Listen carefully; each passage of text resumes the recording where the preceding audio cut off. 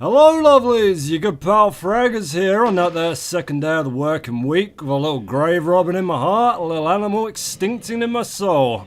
Don't worry, I haven't completely lost the factory defective urine soil box and marbles I call my sanity here. I'm just baiting an early worm frogman out for a game of who can take 40 Uzi bullets to their sneaky little face. Not you! You win nothing! Careful picking those whoa, whoa! You stay inside the walls of this dimension, please, Lara, you curious little minx. It's Tomb Raider Tuesday, Crusaders! Take a look at this ballyhoo right here.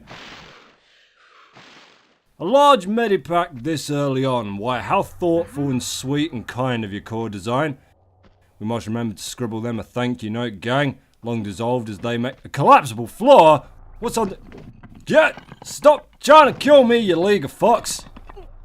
And there, that's how you deal with that early level assassination attempt. Now, with all my swift and slippery gymnastic-gasmic rolling and flip-dippery right there, you may have missed the intricacy of what those muddy little bastards at Core just tried to do to me, to do to us all, back in 1997, but to put it as politely as I can, less than a minute into the stage, the game throws you down a hole, rips the floor out from underneath you, then throws you down another, much deeper hole, which is designed to leave you barely clinging to life, at which point it sends two goons in to finish the job for them. Assuming you haven't already been killed outright from taking a couple of harpoons worth of hurt from the surprise frogman at the start there. And all said and done, at full health, that nasty little surprise is going to cost you 80% of your life meter, or the Super Lara power bar, as some over-enthusiastically written NES manual from the 80s would definitely have called it. Maybe. Thankfully, with the slick moves you saw me ruining this rusty bucket of fish shit schemes with back there, you can strangle that down to a cool 15%. Now, the trick is to roll right as soon as you hit the collapsible floor, which will cancel out Lara's lengthy recovery animation from the first drop. And then that hop to the side and grab onto the subsequent tile will stop your injuries from being too severe here in the wreck of the Maria Doria. Finally got the name of the level out. All is well, all is proper. Can you believe that is not the last time Tomb Raider 2 will try to pull that exact inescapable bullshit on you? Can you more so believe that that is not even the worst example of it? Not by far. Not by the stride of a galactic Phasma Titan, which is shorter than you'd think, actually. They're not... Well, they're big. Let's not fuck around here. Bigger than you or I, but if one wanted to walk from, say, the Milky Way to the Andromeda Galaxy, he'd still have to get up, you know. He'd still better be wearing sensible shoes. Wait until the deck. That's what I'm telling you. Wait until we hit the last of these Maria Doria stages, and I'll show you what horse shit really smells like in the Tomb Raider verse. Which we will. Today, I want to finish all these bloody ship levels today in time for next time's trip to the Tibetan foothills, where I'm hoping my blood pressure will have had a chance to rebalance itself before I have to fuck around trying to drive that bloody skidoo all over the shop like some midlife crisis mired mother of five that's had 2 lessons on it. Now thinks she's fucking Daniel Bowden ragging it down an 84-degree incline that doubles as a suicide hotspot for depressed mountain goats. It's a pain in the arse, is what I'm trying to tell you. But we'll have plenty of time to bitch and moan and ree about Tibetan foothills when we arrive there. Might not look it right now, considering I've already spent about half the video so far slowly pushing blocks around, but these next few stages aboard the Maria Doria actually have one very interesting design hook. You may not have noticed it yet. In fact, first time through, I didn't even cotton on until right to the end of the stage, but this entire level is upside down. That room we initially nearly shattered our legs plunging into from the bullshit death drop is actually an upside down swimming pool. Now, I want you to pay careful attention as we make our way through the Maria Doria here, because there are places where that simply does not make a shit of sense. It's the little things at first. You saw when we grabbed the stone dragon a couple minutes back, right? That was in a changing room. Actually, the one changing room in the entirety of the pool area, which is pretty fucking exclusive for a luxury cruise liner, you know. Holidays on these things aren't cheap, goddammit. Once you've paid your money, you expect to be able to go in the pool anytime you bloody well please. Although there is something utterly defeatist about going swimming inside a ship, isn't there? Forget that, no, focus on the stone dragon in the changing room. Put aside the fact that the changing room had nothing more foreboding blocking it than a set of decaying saloon-style mini-doors barring your path to said dragon. Forget too that it had a fucking great gap underneath said doors that a recent victim of spinal trauma could have limboed underneath without a struggle. If you look at the positioning of the doors themselves, like where they're hung on the frame, they are legitimately upside down because if you flip the ship the right way up, that massive great gap at the bottom of them would be up the top, which is traditionally a massive problem for ladies getting changed that don't want wandering perverts staring at their tits. And look at the candle shadows on the wall here. Is that right? There's something Twilight Zone-y about this bloody ship, let me tell you. Ranges from the disturbing to the downright inconsiderate. And we just picked up the restroom key back there, so you're about to see a great example of the latter. Having to beg for a key to take a shit is never a proud moment anyway, but take a look at this. Look at where that fucking lock is. If this is upside down, not only do you have to plead with some smug fuck behind the bar for permission to take a crap anywhere beside your pants, you've also got to be 9 feet tall to reach the bloody keyhole. And look there's not even a fucking toilet in there anyway, so by the time you got the key and gone halfway across the ship to break into a maintenance cupboard to steal a step ladder so you can reach the lock to the bastard thing, if your underwear isn't already browner than the gang of wooden soil humpers that kick down Isengard, you're going to be left staring in baffled rage at the empty space where the chocolate sea weasel aquarium should be, while the staff gather in a big semicircle behind you, pointing and laughing as your bowels finally give way to the inside of your trousers in the custody battle for weekend visitation rights with Donkey Choker Jr. No, I'm sorry, I got slightly more passionate than I should have done there. As somebody who suffers with ulcerative colitis, unobstructed access to public bathrooms is a big deal for me, you understand? I'm not wearing nappies, that's the easy way out, isn't it? I could do that, but I've chosen to cling to the last tattered scraps of my pride here. Who are you to judge whether or not I'm worthy of using your precious toilet, you know? Who are you to swing the executioner's axe on the state of your carpets? I mean, hey, look, I understand having a key at a truck stop or a petrol station or whatever. Who knows who's trying to get into your lavatory to get high or drown themselves or soak their feet after a long day of pretending to be dead at the side of the highway and robbing concerned travellers when they stop to help. I get that. But on a cruise ship, on a luxury cruise liner, who are you trying to protect it from, goddammit? Jaws? Jaws 2? You afraid it wasn't an iceberg that sank the Titanic, but a 480-pound foreign dignitary with a sack full of baguettes from the breakfast spread and enough laxatives to flash mummify the jolly green fucking giant? Please, people. Toilets are for everybody. Didn't Jesus say that in the Bible? And if he didn't, wouldn't he have definitely said it eventually if he hadn't been nailed to the cross once he got to like 40, 45 and started to run out of things to preach about? You don't want to piss Jesus off, do you? Not this close to Christmas. He'll set his fucking elves on you.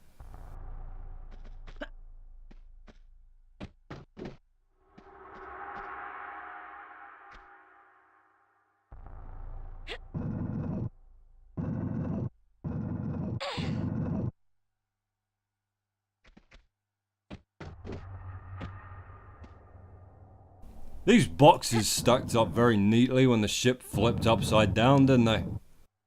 Almost as if it was upside down the entire time. Cursed vessel sailing the devil's tides on black magic and infernal prayer.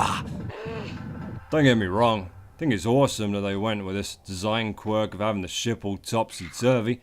Certainly gives it a touch of authentic chaos that makes wreck and ruin exploration so appealing in the first place, but it's one of those things where once you see it, you start looking for places where it doesn't make any sense. I mean, Core did cover their asses to an extent here. We're going to be exiting this stage by swimming through a small outside cave system, telling you that when Brother Chan's daddy blew the bejesus out of the Maria Doria, It fell to pieces and landed in a few separate chunks on the ocean floor, so, you know, not every single part of it has to be sitting the same way up. That particular feature of the design, and obviously a lot of the rest of it too, is based on maybe history's most famous shipwreck, the HMS Titanic, which actually tore itself into two pieces as it sank to the bottom of the sea. We can tell that it happened a fair way up as well, seeing as the bow and the stern are lying nearly 2,000 feet away from each other, with an expansive debris field making up the distance between them. In fact, the names of these stages in the beta version of Tomb Raider 2 were simply Titanic, although the name of the ship itself is a spin on another infamous wreck, the Italian cruise liner SS Doria, that sank in the late 50s off the coast of Nantucket, Massachusetts, when it collided with the MS Stockholm, a Swedish cruise ship that you can still take a ride on today if you're so inclined, still very much operational and sailing under the name MV Astoria, so titled, I'm sure, after one of the many towns in America, and not Waldorf's wife from the Muppets.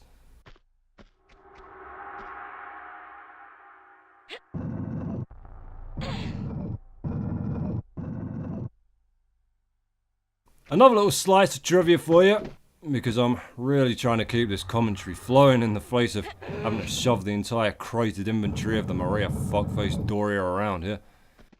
The Andrea Doria was one of a number of ships named after a Genoese admiral from the 16th century, first of which was a US naval brig, the Andrew Doria, that served in the American War of Independence and was by all accounts a particularly speedy ship for its size.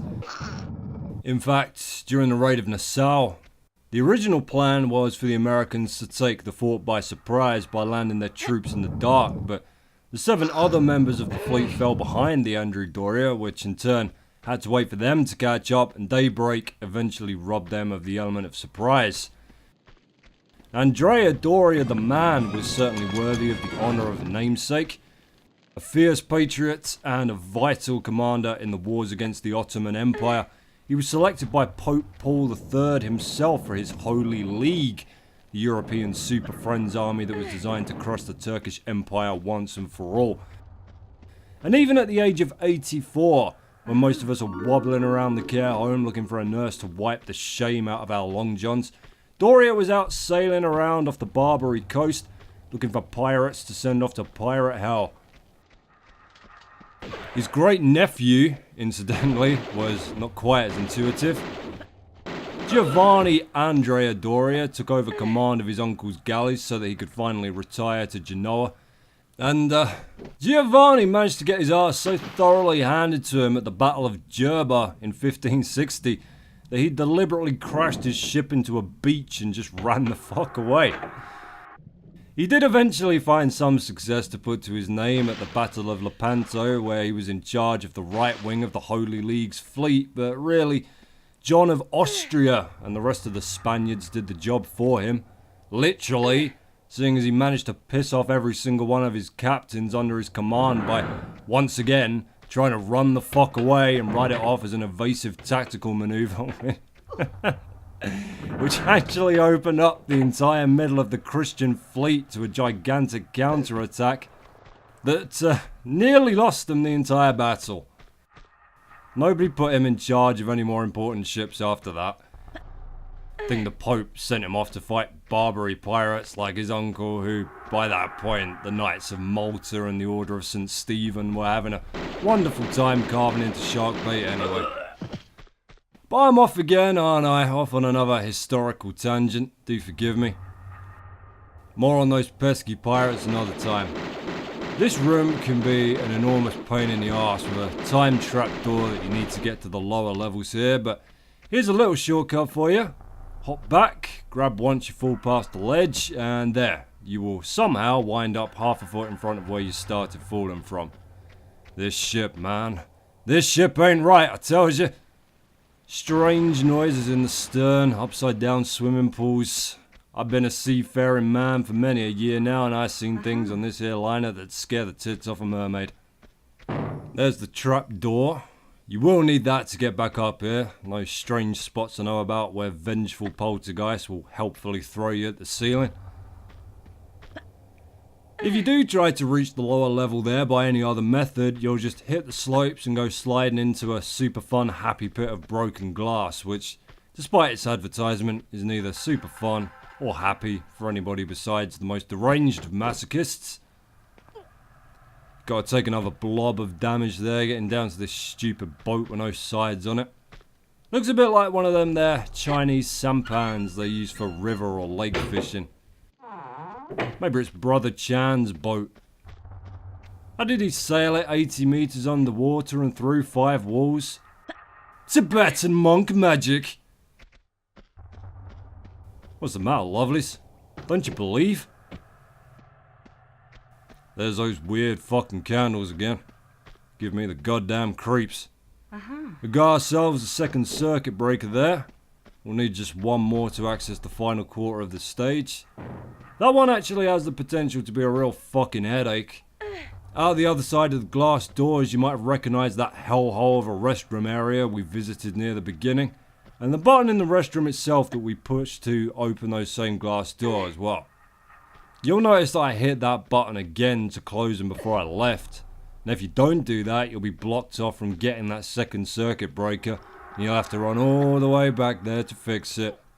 Drove me fucking mad the first time through here, because when do you ever have to shut doors after you open them in this franchise? And why would the button to open and close a pair of heavy glass doors, too heavy to be able to shoot through apparently, like there must be some presidential limo grade bulletproof glass on those doors, because we were blasting windows out just fine in Venice. Why would that button be inside a bloody toilet? You could just shut yourself in there, causing absolute havoc, crushing hapless waiters and bar staff in those while you're taking a shit, couldn't you? Drinks order for table 5. Ah, my lungs! Alright, that's a lot now. We can head down to shut these burners off. Loyal channel crusader Rick Lofton commented on the last episode that he felt Lara looked quite fetching in her wetsuit for a splodgy jigsaw of 1997 character model puzzle pieces. Well, she's definitely looked worse, Rick. Thankfully for the wetsuit, Lara's boobs have become less jaggedly triangular since the first game, although that development does rob us of the chance to take down a shark by grabbing hold of its stomach and tip wanking its insides out. Shame. Wetsuit is by Solar, if you're interested, an early example of Lara using her stratospheric fame to shill a number of real-life brands. If you were in London in the late 90s, you couldn't walk 20 feet without seeing Lara trying to sell you Lucozade from a billboard on the side of a double-decker bus. And then there were the TV adverts. My god, those fucking Lucozade adverts. Or Larazade, as they took to calling it around 2001. Lara's... Iron Maiden were endorsing Lucozade a decade before her, and they didn't get to call it Ironzade. Although, yeah, I guess that does kind of make it sound like something you used to clean the shit off the back of frying pans. How about Maidenzaid?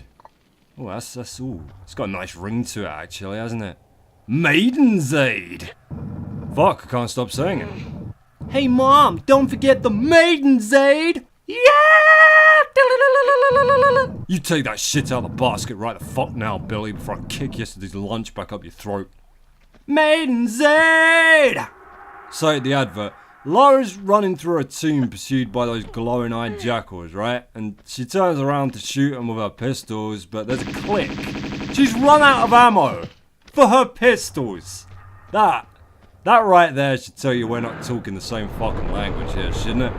There's your first clue that these Lucozade suits, these Luco suits, if you will, had never played a single solitary second of any actual Tomb Raider game. How do you do, fellow kids? Hey, you know what would be super fly, gang? If we luge boarded down to the local soft drinks merchant and purchased 10,000 bottles of cool, refreshing Lucozade, as promoted by our favorite digital computer boxwoman Lola Creft, star of Ancient Grave Thief and Ancient Grave Thief 2, Mother's Day. Why is it always the same with these tie-ins? Why did the PR people behind them describe the source material like they're remembering it through the barrier of some sort of car crash related brain trauma? I guarantee you this, fellow younglings. Lysa Crust wouldn't have made it through the trials and tribulations of Flume Rider 2 without a few sips of her trusty Lucozade, available from all places everywhere right now. Alright, and what trials and tribulations exactly did Lara face in Tomb Raider 2? All the bad ones, all the danger. Didn't she? Wasn't that the one where she had to stop Al Capone from turning into a drag queen? It was a dragon. Draggy? Dragon. Stop Al Capone from going to Portugal, China, Chile, China, Cuba, China, to stop Al Capone from going to Christmas Island and turning it into a dragway. Himself into a dragon. Himself into a tampon. A dragon. Herself into a Dracula. Himself. His shelves. Himself into a dragon. His elves into a Volkswagen. Yeah, perfect. At least they didn't take all her damn clothes off for it, I guess. My goodness, Lara was someone back in the day, wasn't she?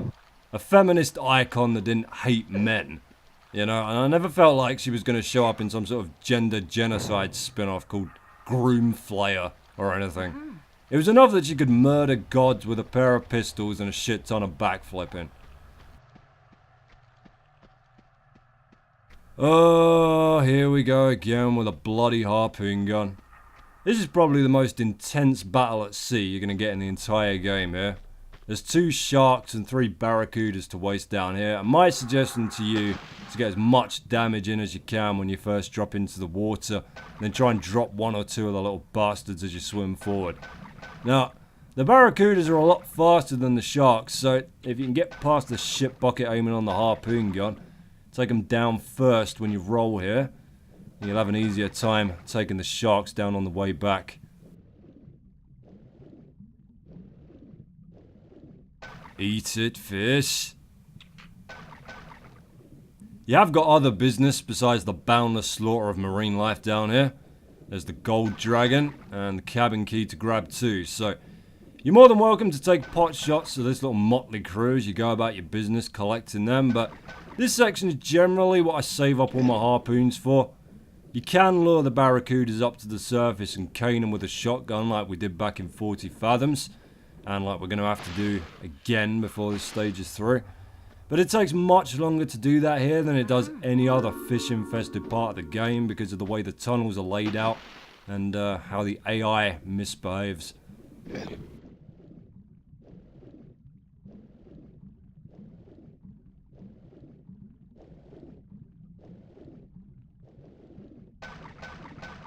If you're a big shark-fearing scaredy fuck and you cannot be convinced to fight them with your feet anywhere except planted on dry land, you can make it a little easier on yourself by delaying throwing the switch that opens the trap door we used to drop down here, standing on top of the closed hatch and blasting them through it. It's a little trick that works with practically any of the trapdoors in Tomb Raider 2, and the game won't treat them as impassable barriers for the purposes of combat, but beware, because that works both ways. You can shoot the sharks, but they can still bite you through the closed door too. Fuck me, I'm going to drown. Fuck me. No, we're good. We're good. There's my second tip for you. Don't drown while you're fighting them. Don't die. Pro tip. Prima guide quality tips for you, courtesy of Fragger's Croft, the Frag Croftnik. All the hints you could ever. Another of the Crusade faithful, Torgo and Yanka, commented last week on labouring under the myth of the invincible sharks that we talked about. And I was deeply amused to learn that part of that wayward belief came from the official Prima Games guide for Tomb Raider 2, which tells you nothing about the sharks, other than to run the fuck away from them. Sketchy, incomplete analysis from a Prima Games guide, Surely the scandal of the century, Lovelace. Surely you jest and lie. I didn't have those guides for myself when I was a child. I figured all this shit out for myself because I'm a freak of nature that was bred in a lab to destroy video games after the Atari 2600 ET assassination attempt failed. But here in this modern dollar age, I do enjoy stealing them off the internet and laughing at their pitiful attempts to convince you that the author had spent any more effort than it takes to feebly rewrite the bare bones walkthrough they managed to beg off the developers. I read that Tomb Raider 2 guide from cover to cover, and the amount of shit that's in there that's just plain wrong, just utterly incorrect, is appalling. The only positive thing you can say about it really is in comparison to their original Tomb Raider guide, because I guess at least this one has colour pictures instead of monochrome postage stamp sized shreds of what the fuck. But nothing compares to the compendium they released after Chronicles came out that was supposed to bundle the complete walkthroughs for all 5 of the mainline games together in one book. It doesn't start off too badly, to be fair. Gives a list of all the actions you can perform throughout the franchise. Doesn't tell you what games you can actually do them in, but never mind. Makes a couple of debatable statements, like none of the Tomb Raider games were ever about combat. Yeah, totally. There's only over 400 gunmen, attack dogs, dinosaurs, tigers, leopards, and Christ knows what else in this fucking game alone, Prima. Totally not about the goddamn combat at all. I don't know why I'm even bothering to shoot any of them, you know. Starts out pretty competently. Tells you that all your guns work underwater, you know. Actually gives you this little gem of wisdom, alright? If somebody's shooting you from across a room and your back's up against the wall, tells you to roll and backflip towards them. What? Why? Why the fuck would you tell impressionable people to do that? Because they'll try it and just die repeatedly and keep trying to do it because your stupid fucking guide, your official game guide, is you never cease to delight in smearing all over the top of your goddamn books, told them it was the right thing to do. The level of bullshit is staggering. Like, honest to God, they stopped just short of telling you that you can instantly kill everything on screen by swan diving into the nearest spike pit. But like I say, this compendium, this is their redemption, right? They're offering up insane levels of hintage in this fucking encyclopedia. Like, another great one. The shotgun packs more of a punch than the pistols, but its ammo supply is lower. What? Lower than infinity? You fucking reckon? If you've never played a Tomb Raider game before, start with the training level. Why? What's it for? Training? Get the fuck out of here. I could honestly do an entire video on that waste of paper.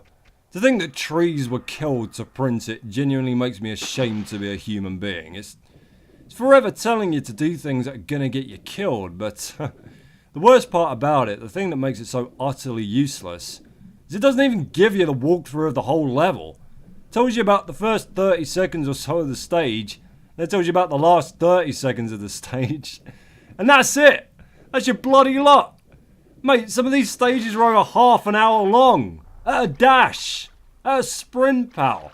How can you call it a guide if it goes missing after the first 20 feet up the mountain like some treacherous Sherpa and only reappears at the end of the level to kill you with shit advice and rob your corpse? Enough about Prima for one day. There'll be other times, other rants, I promise you, but we're bang at the end of the stage here. And the only thing standing between us and the living quarters are these 3 bastard fish! You know the scenario by now. Saving my harpoons for emergencies. Don't even know if I've got more than 2 or 3 of the bloody things left now. How many did we end up spunking in that underwater cave battle? Too many for sure, so we gotta lure them to the hole for a spot of redneck shotgun fishing. This is one of the worst spots to have to do this because the cowardly little shitbags make a habit of swimming into the same cave as the moray eel down there. And they refuse to come back out. Come here, goddammit! Those eels don't count as enemies, by the way. Unlike the sharks, they truly are invincible, so they're more like traps than anything else. Don't want you to think I'm going to shy on my pledge to exterminate absolutely anything receptive to gunfire in this game. Yes! Fuck off. My word, I cut my runtime in half of these levels if I didn't have to kill those goddamn barracudas, but just through the hole here, and there we go. Jesus Mary. 1 down, 2 to go. Both thankfully nowhere near as long as this one. Join me in a little while as we swim mightily with our gold 25 meters certificate into the soggy joys of the living quarters.